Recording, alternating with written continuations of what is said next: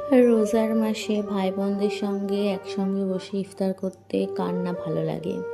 তো আমি এক জায়গায় থাকি, আমার ছোটো ভাই আর এক জায়গায় থাকে, বড় ভাই আর এক জায়গায় থাকে।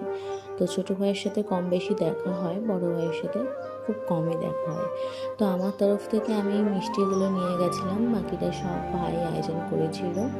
তো আমরা সকলে মিলে একসাথে আজকে ভাই বোনরা মিলে আজকে ইফতার করলাম। ইফতারে আজকে অনেক কিছুই ছিল।